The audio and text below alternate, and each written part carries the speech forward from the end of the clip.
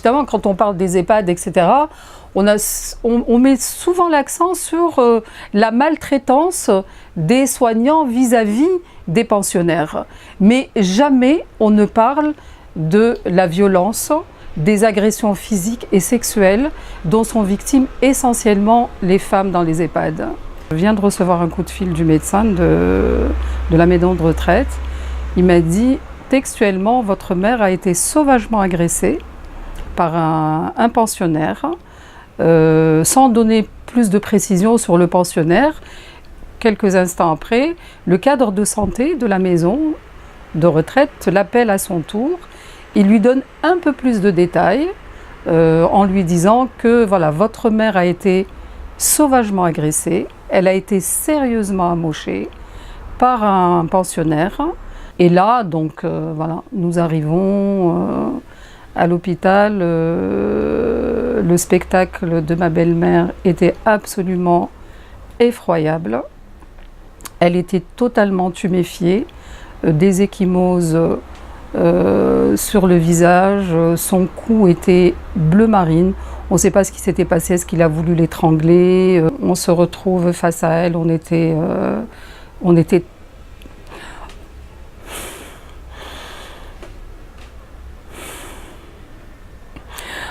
bouleversés. Ça a été extrêmement violent. Les coups ont été d'une violence incroyable. Et pour preuve, elle a une hémorragie cérébrale.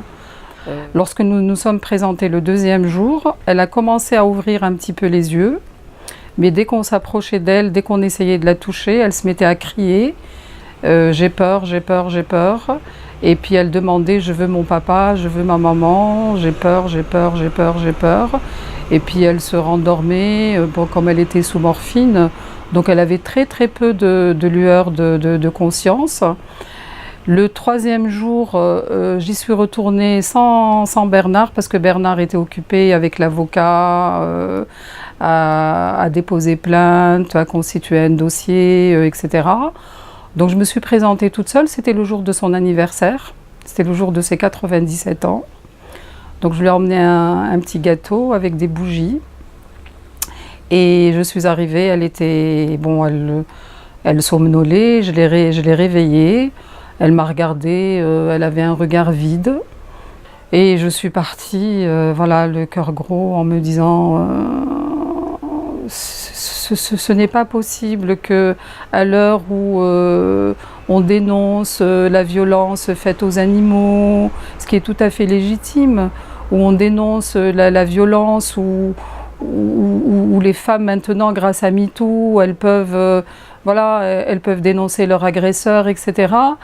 Mais le MeToo pour ces personnes âgées, qui va les prendre en charge ? Qui va prendre en charge leur souffrance à un moment de leur vie où elles sont totalement démunies, où elles ne peuvent pas se défendre? Qui va dénoncer le port, les ports qui leur font subir ça, dans ces maisons de retraite où il y a une omerta? Il faut le savoir, il y a une omerta sur la violence que vivent ces femmes. Est-ce que ces personnes-là, donc qui sont atteintes de démence sénile, qui sont violentes, est-ce que leur place est dans une maison de retraite normale avec des personnes qui sont venues finir leur jour tout simplement paisiblement? Il n'y a pas suffisamment de structures pour accueillir ces malades d'Alzheimer, ces malades qui sont atteints de démence sénile. Et ces femmes-là sont à la merci de cette violence qu'elles subissent au quotidien et que personne ne dénonce, même le personnel soignant qui est quelque part au courant de ce qui se passe, à qui on dit qu'il ne faut rien dire.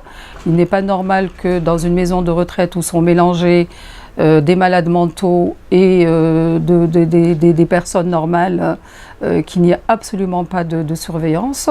On a envie de lutter. À l'heure de MeToo, on a envie qu'il y ait un MeToo pour ces personnes âgées. Parce ça peut être nos mères, nos grands-mères, nos tantes, nos voisines, nos amis. ça peut être nous, ça va être nous demain aussi. Nous aussi demain, on risque d'être confrontés à cette violence. Est-ce que nous sommes des citoyennes de seconde zone parce qu'on a plus de 70 ans? Est-ce qu'on ne mérite pas d'avoir une justice parce qu'on a plus de 70 ans? Donc on a décidé de nous battre pour toutes ces femmes qui subissent jusqu'à la fin de leur jour cette violence.